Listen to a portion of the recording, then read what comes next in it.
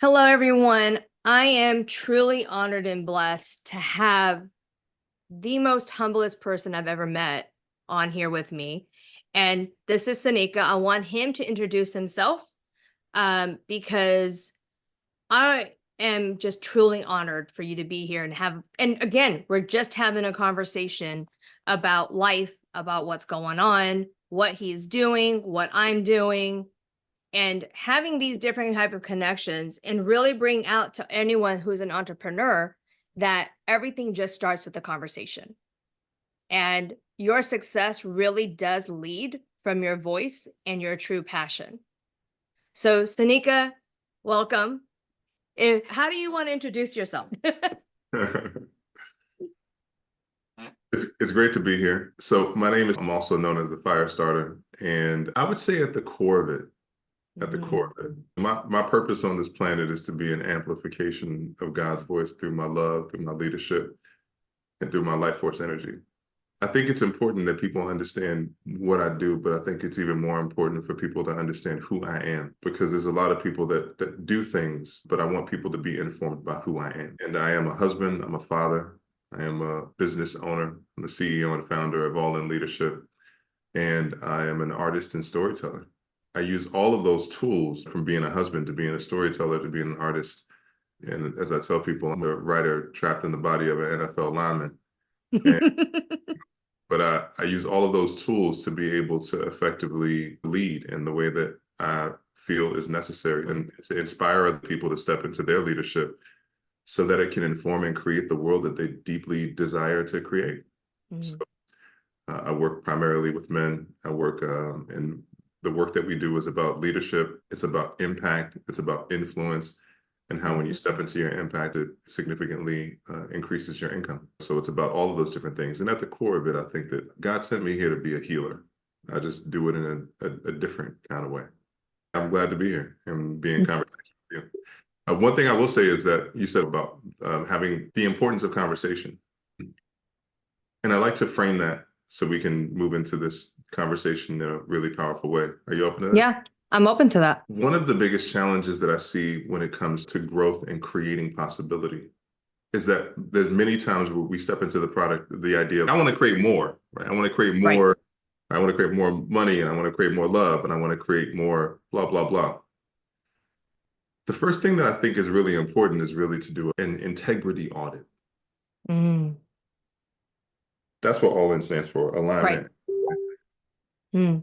And when I think about doing an integrity audit, I go, why would I do an audit? So look, if you bring in somebody to give you an assessment to help you make more money, you bring in an accountant, the first thing is going to do is say, where's the money going? You go to the doctor to find out what's going on. The first thing they want to do is give you a diagnostic. And then when you step into creating greater possibility, are you doing an integrity audit of the relationships in your life? Mm. Are you doing an integrity audit of your intention on this planet? Are you doing an integrity audit of not only of the relationships, but of the quality of your relationships, to see where you stand and where other people stand in the context of the relationship, and if the relationship is in working order? Because every single possibility that you want to create will come through the hands of another individual. It doesn't matter if you're in SaaS products or in AI. We can convince ourselves that we are distancing ourselves from human interaction for the purposes just being in our gift. But I promise you, every single possibility that you want to create will come through the hands of another person. Mm-hmm. And the mechanism and the method that we use to create possibility with other human beings is conversation. Yeah. So I offer this to say that conversation is not just another thing that you add to your schedule. It's an assessment of the quality of your life. Mm-hmm. How often are you in powerful conversation with individuals with an intentional purpose to be of service, to be in creation, to be in forgiveness, to be in love? And that's where I'd like to start. And it's beautiful that you say that, because a lot of the things that I coach around that's exactly what I coach around for a lot of women and a lot of people in my container, is when you're having a conversation, you need to have the intent behind it. And whether it's asking for help, whether it's just asking, hey, are you willing to be on my podcast? It's all in an advice, in the intention, but in that spirit of service without, and I want people to realize it's also without wanting something back. Like I do things, I don't want anything back. I do things because I want to have a conversation with you. I want to have a conversation with people who are in my life, who are on these particular talk shows. So that way, when other people who are starting out, they're not looking for conversations that is going to potentially make them money or potentially do X, Y, and Z or potentially get them famous. And it really goes back to that heart-centered conversation. Really goes back to, I just want to know who you are and what you are doing. How are you today? When I asked you that earlier, you're just like, that's a loaded question. And I said, I'm here for it. I'm all ears. When you asked me, how are you today? I actually had someone, client said it to me yesterday. He said, I love that anytime I ask that question, you always check in with yourself. Mm-hmm. You will never get a reflexive response from me on that question. Mm-hmm. And one of the reasons why I think is important, especially in conversation, especially as you mentioned about intention, is I tell people all the time, under no circumstances are you ever required to respond immediately to anyone for any reason when they ask you a question. You can take as much time as you want. Just take as much time. Check in with yourself. Mm-hmm. Assess where you're at. And that's what I do all the time. I absorb what people have to say so that I can effectively filter it and then see where they're coming from so that I can possibly provide either just my take or just absorb it just from the standpoint of what I feel is there for me. So I love that this is about conversation. I'll give you 4 C's. The first set of 4 C's is to be in a constant, is to constantly, consciously create through conversation. Right. Mm-hmm. And I get that from Steve Hardison is always in creation. And when you meet people who are prolific in their creation, they are constantly, consciously creating through conversation. They are in conversation with, so when I say conversation, I'm not just talking about verbal language. Correct. I'm talking about in daily communication. They send out messages to people, gratitude messages, content. They just share. They're just prolific in their sharing. Mm-hmm. I realize some people do is they just, especially in the early onset entrepreneurs, is it's like, if I put out this message and then I just sit back and then I wait, then everybody's going to come to me. Yeah, that happens all the time. People are like, how come no one's responding? I'm like, did you connect with them? So are you in a constant conscious state of conversation? Are you in conversation in direct message? Are you in conversation via text? And then it goes, I'm too busy. And then there's your issue. There's your answer. Yeah. There's your issue. Meditate every day for 10 minutes. And if you don't have 10 minutes to meditate for an hour. Yep. If you do not have the will and the courage to violently sever anything from your life that does not serve where you are going, then you will be subject to the patterns and behaviors associated with the way that you have previously moved and the results that individual has created as well. Mm. It must be a violent severing. Yeah. Sometimes things will need to burn down. Yeah. And you're going to sit there and sometimes you need to watch it burn. Yeah. And you got to feel that pain of watching it. Because when it burns down, you're going to be like, oh, maybe I didn't even need that thing anyway. I think that's a good point for people to realize when they're doing a lot of people pleasing, especially in entrepreneurship, is, oh, let me do this, or I don't want to step on this person's toes. I don't want to touch it.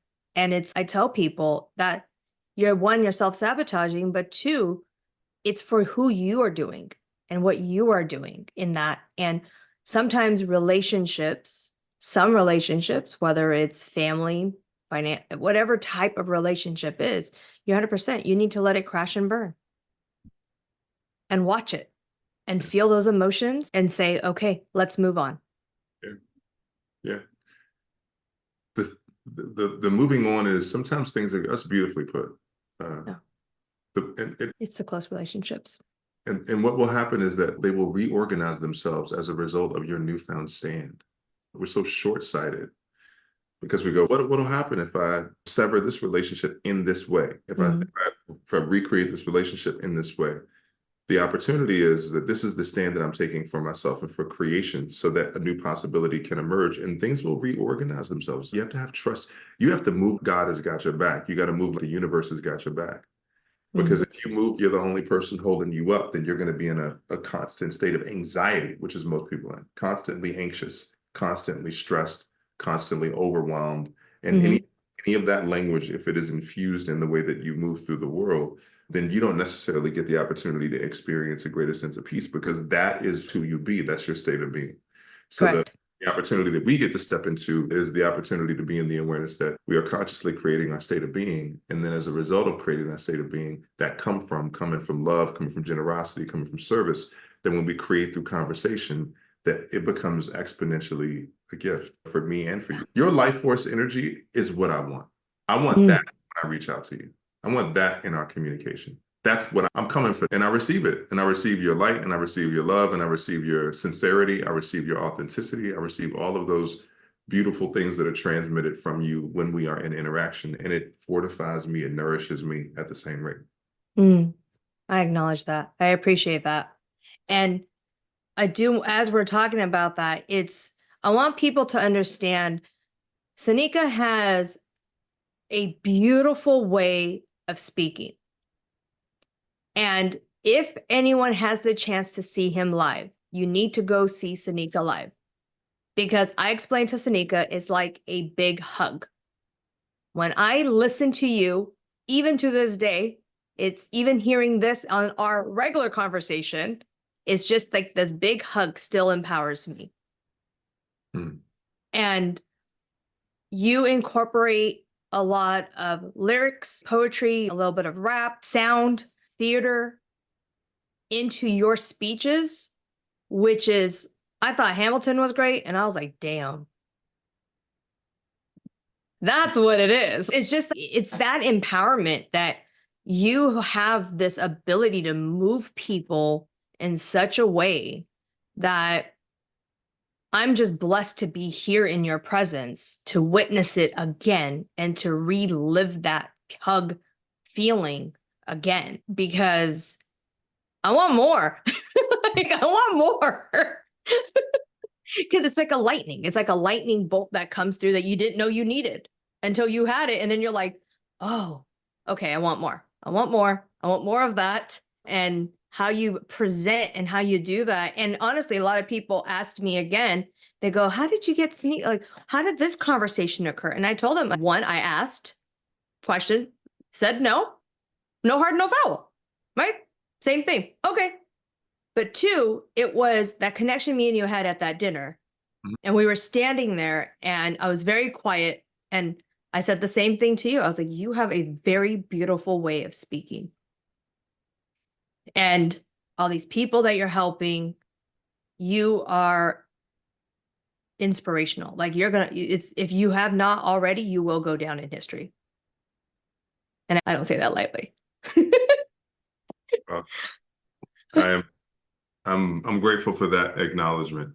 We did have a really powerful interaction, and I believe that continues even to today. Yeah. And one of and you did reach out for sure. So that's one thing. You reached out and you asked. And timing is everything. Because that was I think, at like the forefront of a lot of things that, like a whirlwind that's come through, and in the most beautiful of ways, like the most amazing is occurring. So I'm glad that you did, and I was glad to accept the invitation. And as Steve says, an invitation that is issued where the response of the individual changes your disposition is not an invitation, it's an obligation. So if they say yes or they say no, if it changes your disposition, then it's not an invitation, it was an obligation. Invitations are issued. And so one of the curiosities that everyone gets to be in is that, where am I creating through conversation, and where am I issuing invitation to the degree where it is either where I'm beholden to whether or not they say yes or no, because that really is more about my attachment rather or not than whether or not people want to get down with with the stew I'm cooking. So that's one thing is really important. Mm. Period. That's it. It's because I'm free. Mm. And I have heard many people anchor around the idea that a certain amount of money makes them free, or a certain amount of time makes them free, Yeah. or a certain amount of love makes them free, or a certain amount of geographical space makes them free. But I will tell you that freedom lives in me because of my ability to move and navigate through any and every situation and to maintain the most Mm. powerful disposition that could ever exist. Mm. Resilient regardless of the encounter. Mm. Um, if something takes me down, it is momentary. I was put on this planet from the spirit ancestral warriors and kings, and they delivered me to this planet for the sole purpose of being a rising tide. Mm. And I embrace it and I'm here for it. And I do it in my unique way, but trust that at the core of commitment, all that other kind of stuff, because for some people, commitment is a prison. It's the epitome of being trapped. I'm I free to love that. I'm free to love me, Mm. free to sing, I'm free to dance, I'm free to move, I'm free to rap, I'm free to lead, I'm free to coach, Mm. I'm free to do all those things. And I'm free to do it in my unique way and to be a stand for the things that I am a stand for because I'm free. You're free. I love that. A lot of people ask, and I appreciate you saying that because I hear that because you do have that sense of freedom, of powerful freedom when you do speak. And like I said, it's this hawk giving you this big hug because hugs are free. Yeah. And you feel that because it's that embracement of your freedoms, empowering other people, whether they're men or female, whoever's present in that room, they feel that full emotion as well. And one of the things I coach around are these golden chains and how you release the golden chain. Whatever golden chain is holding you down, how do you break free from that? Mm. I have 3 children, all with special needs. Mm. And I speak about this every episode, every time. They are my rock. They are my freedom. They Mm. are my reason. They are my purpose. Mm. They are my clarity. They are my grounding. They're also my biggest resistance, but also my biggest love and joy. They are all my emotions all in one. Mm. But they're the only ones, along with my husband, who is my rock, who is my golden chain, but also releases me when I need to be released. I would not be who I am if it wasn't for them. And that's the freedom I feel when I hear you talk or when I'm in your presence. It reminds me or it empowers me or lights me back up, more or less, to do more. And a conversation we'll probably have offline after this is just more of what am I doing next? Where am I wanting to go? Where is the holdup and comes in? And I want other people to hear from people that are highly successful to not highly successful, or whatever success means to them, and to remind them that if you inspire one person, you have done your job. They make me feel good. They really do. Yes. As long as it's sugar free or it's on my indulgence meal day. But I love that. And I love the framing around your kids being your freedom. Mm. And what a beautiful acknowledgement and homage to them Yeah. because that's exactly with how they get to show up as the extensions of your freedom comes in our perception of the environment from which we are in. They tell stories of people who have been locked up on death row in isolation. And when you're in isolation, you're in 23 Yeah. hours day lockdown. And then somebody goes, oh, they're locked up, so they can't be free. And they're like, no, I'm free. You ready? Yeah. When you just said, if you only inspire one person, whoever got triggered by that, because you're like, oh, no, I'm here to do millions of people and one person is not enough and all that other kind of stuff. I'm like, look, the attachment to the idea sometimes that your audience needs to be bigger than that one person that's in front of you is a component of your lack of freedom, your lack of presence with the individuals that are in front of you. and the constant searching for more is a self-perpetuated idea and a reminder to yourself that you're not actually free, that you're just still searching for more.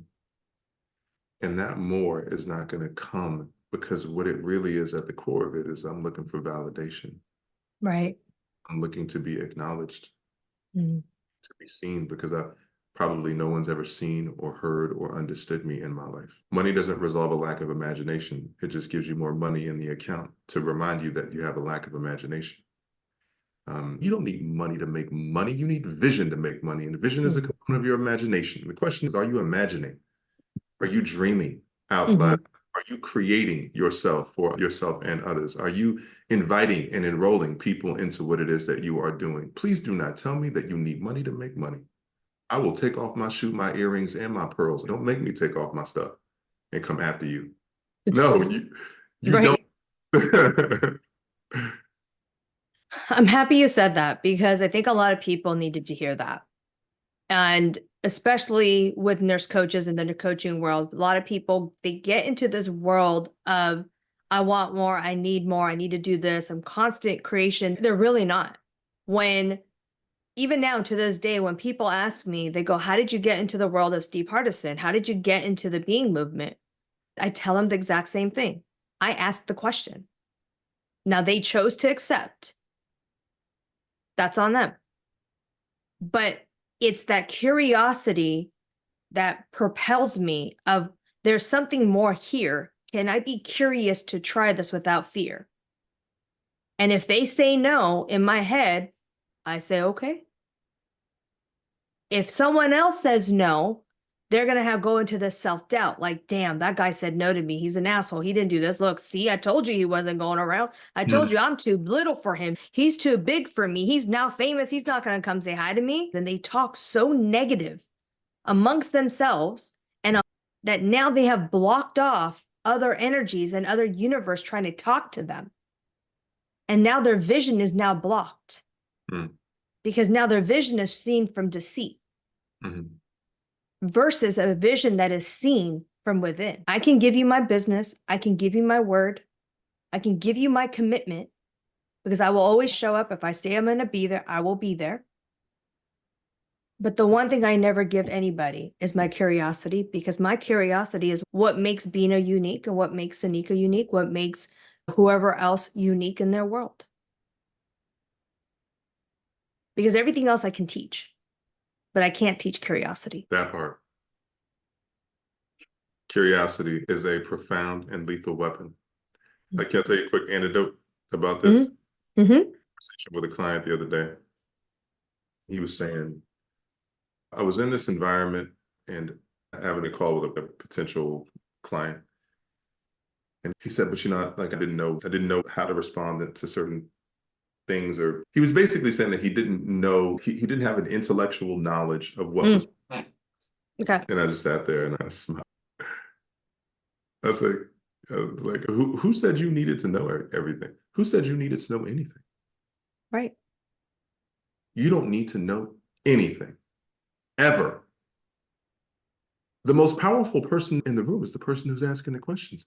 Be an investigator. You could be the most powerful person in the room because every single other person in there is talking about what they do, how they did it, and still feeling unseen, unheard, and not understood. Yeah. All you gotta be is the person in there who's asking all the questions, gathering and assimilating the information, and then an individual who gives a shit about their life, and just watch the magic occur. No one else is going to do it. People are going to go into the rooms and still talk incessantly about who they are, what they've done, how they operate, all the above. When the opportunity that lies is in your ability to listen with compassion and care and an actual earnest desire to learn the individual. Yeah. Not be stoic so you can wait your turn to speak. I'm talking about listening with the intention of hearing and absorbing and assimilating who the individual is. Right. And from that place, asking questions. And then from that place, doubling down. And then from that place, tripling down. Man, you can ask so many questions. Listen, you're hearing Bina and I in a conversation on a podcast. This is a different context for communication. So don't look at this communication and think that this is a casual an average intention in terms of the approach in communication. We're having a conversation publicly. But the intention in communication, I was like, if you catch me in any situation, about 80% of the time, I'm shutting up. Yeah. And that 80% of the time that I'm shutting up is not just happening this, because my mastery practice is when I shut up and I listen to God speak through me. Shut up there too. I'm obedient. Some of y'all don't want to be obedient. You just want what you want, when you want it, how you want it. And then when you get it, you don't want it because you didn't have to earn it and you didn't have to go through anything for it. And you're trying to figure out why you're not feeling purposeful, why you're not feeling the passion. And some of y'all are afraid to get on your knees and be obedient. And I'm saying the word obedient so that it penetrates every single ounce and morsel of your the genetic fiber in your being. Let it pierce your soul. You need to be obedient, not to humans, but to a greater calling and to a greater vision in terms of how you want to show up in this world. And some of you haven't found it. Then your mission is to find it. And if you have found it, then your mission is to give yourself away.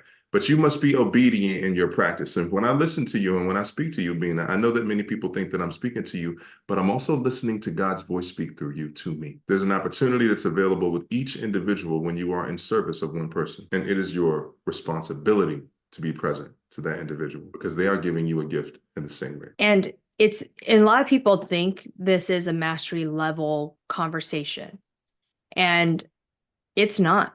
It just takes practice of knowing what it is your life purpose is on. And again, you're right. If they don't know it, that's okay.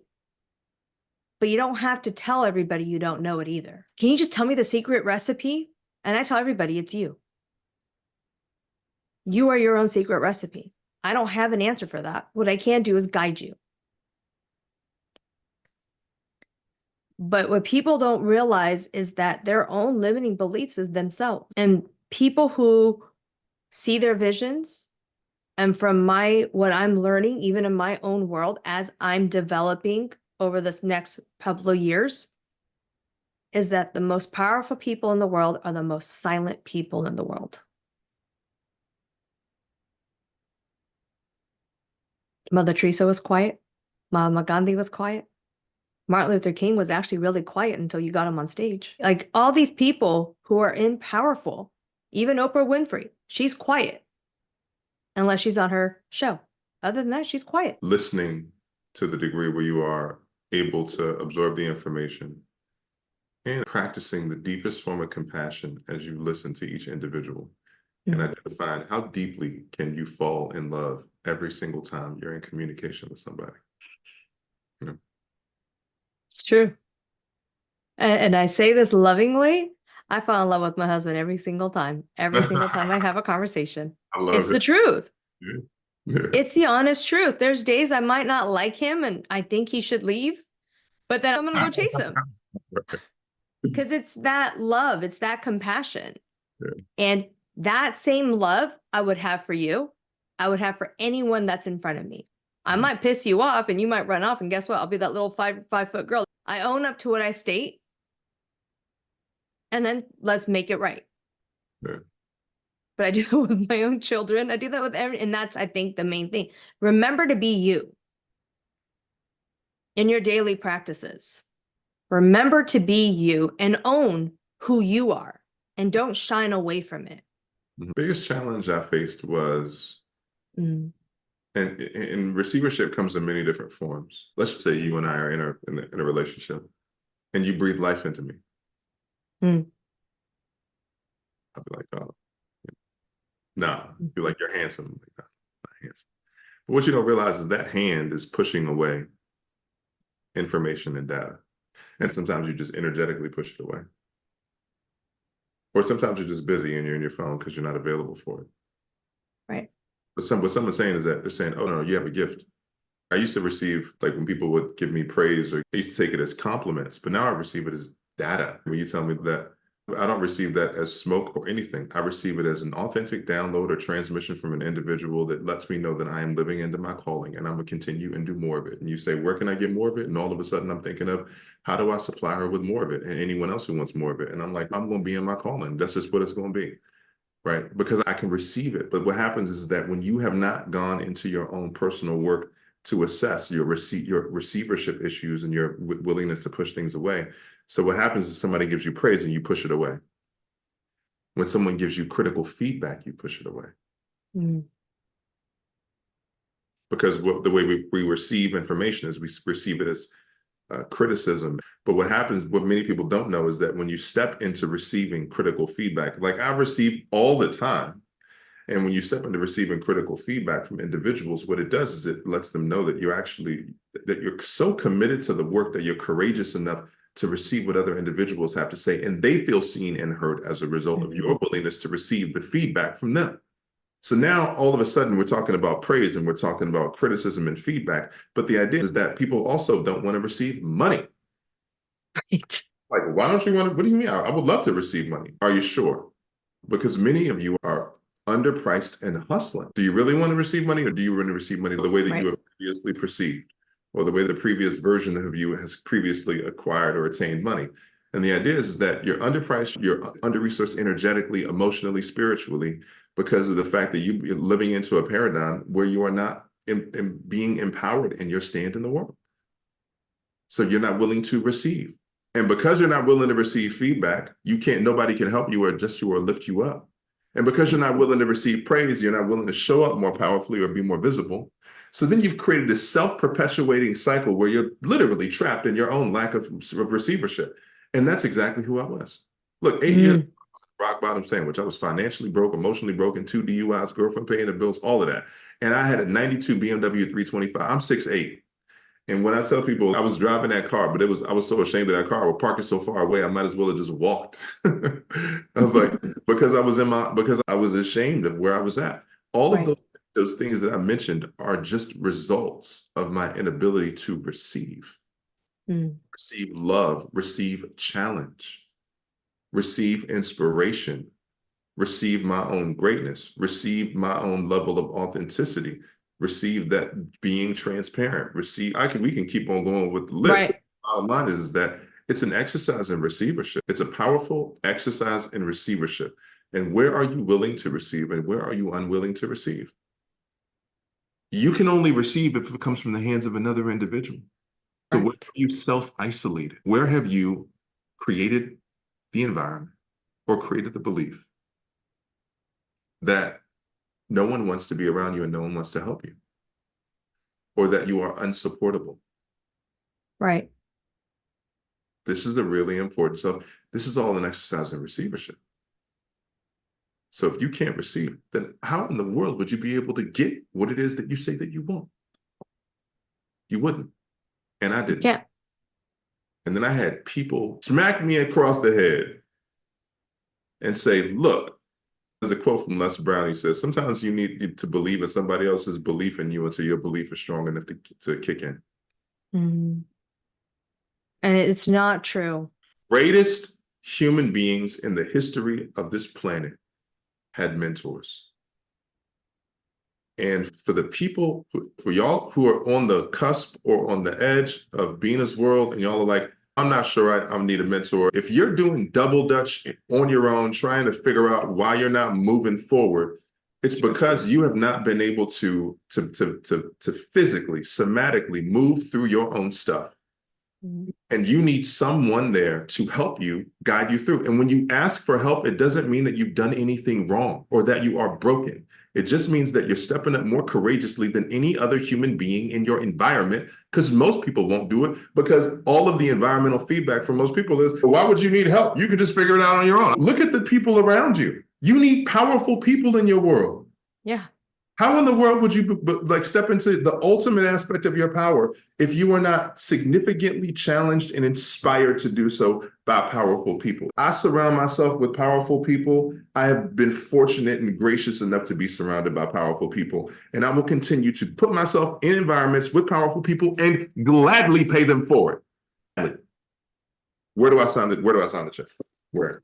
And it's the same thing when people like this come in. It's the same thing what I do. If I'm going, even if it's to a client's event, I don't expect to be there for free. When I show up to a client's event, I pay, not only do I pay for that, I'll pay for 5 other people to be in that event. Or I pay for anyone that's in my community, that's in my coaching world, that's saying, hey, so-and-so's doing something. Guess what? I already bought everyone's ticket. Let's go to support. Because that's where I think a lot of entrepreneurship fades, is when they go, oh, look what that person's doing. And then they don't show up for their own selves the way that person shows up for you. And that's the energy exchange that even I seek, even with my own clients, is like, anything you do, if there's something that you want me there for, I will fly for you. And I will be there, because that's the commitment I made for them when they signed up and gave their energetic energy back to me, whether it's a currency with a current flow of exchange of income or a current flow of state of love. That's game time. That's game Yeah. time, period. You know, I love that. And that level of commitment, when you are around powerful people, you will realize they are prolific in their generosity. They are prolific. And the people who operate in the state of scarcity, it's like a constant, incessant state, seeking where the next thing is going to come from. But when you just shift your energetic intention to being of generosity in a boundary way, and you operate in that space, then your world will transform. And mine did. That tornado I was talking about has been the culmination of operating in this space for a significant period of time. It's okay, game on. How do I live into that possibility?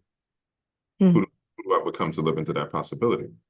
Because you wouldn't give me that transmission if you didn't believe it. And then I think to myself, okay, great, game on, let's go. Yeah. How many people do I serve? What does it mean? What ways do I show up? Like, I don't back down from a challenge ever. And when a challenge is issued, I didn't necessarily think you issued it, but I take it and I receive it and I go, oh, okay, these are the ways that people are calling me to serve. So let me just show up in my service. People are asking you to show up in your magic, whatever your magic is. And the resistance or the lack of receivership is when you get the call from God. Everybody gets the call, but everybody doesn't answer the phone. And the idea is, like, why would you answer the phone? It's coming from an unknown number, right? You don't know who's on the other line. You don't know. You get 20 calls from an unknown number, and you're like, all right, I got to answer it now because I'm getting all these calls. And you pick up the phone, and you're like, what's going on? Why am I getting all these calls? And then you get the assignment. Right. And the assignment is, oh, well, this is the world that you can create if you step into your calling and your magic. Right. Then here's the lack of receivership where the resistance shows up. Look, there's no way that I can step into my magic because I got all this stuff going on over here. Yes. There's no way I can. Oh my God. So many people that? I've heard that. How many times? Because I got the job and I got the family and I got all this stuff. There's no way. You better get off my phone. Click. And then after you get the assignment, you go to sleep the first night. And then you just start dreaming because you're like, damn, is that real? Right. Is this a reality? Is this reality? I knew my larger calling is to help parents with special needs. I know that's my higher calling. I also know my calling is to help women in their empowerment, being a motherhood, along now with being a CEO. How do you integrate both of the worlds? A lot of people go, I can't do what you do. I have 2 businesses, both very successful, and I have 3 children, and I have a husband, and I have a dog. And I live life as if I have nothing going on at all. And everyone's, aren't you busy? And I'm like, I work 60, 70 hours a week. And I've created in this past 2 years, 2 multi-6-figure businesses, less than 18 months. And the reason is because I knew that's my calling. And the money just came to me. I didn't ask for it because all I'm doing is serving. And people are like, where can I sign up? How much do I want to charge you? And then the receiving part is, oh, okay. Here you go. This is how much I charge. Once I receive this, we'll do X, Y, and Z together. And it's created and it's already happened. As a result of you receiving the initial download to step into your calling. Yeah. And there's more to come, but it's just stronger and stronger. And now the next phase is coming out because now that calling that I just received in Arizona, it just came like a huge download to me where I was like, whoa, I'm just going to add a third part to my business. I was like, are you crazy? And I said, no, I'm not, because this is exactly where I need to be. And this is exactly what I need to do. That's quite extraordinary. And I would love to continue, but this has been a Yeah, full. I understand. And I do know I want to be very respectful of your time because I know where my husband would be very upset if I do miss our lunch date again. I'm glad that we talked. I'm glad we Me connected too. in this. Yeah. And let me know when you have another available slot. I would love to tell you what my download was from Arizona that I am creating, consciously creating as we speak. I love it. I love it. Indeed. To everybody who's watching, it's really been an honor to be with you, and to you as well. We continue to create from here. Yes. All right, guys. His information will be on YouTube. Comes in. You're more than welcome to reach out to him. If you guys want, you can also come contact through me. I'll have all his information in the YouTube or in the link below. And like always, these are just conversations that we have, and looking forward to seeing you guys all next week. Thank you, Sanyika. You're a blessing. All right. Bye.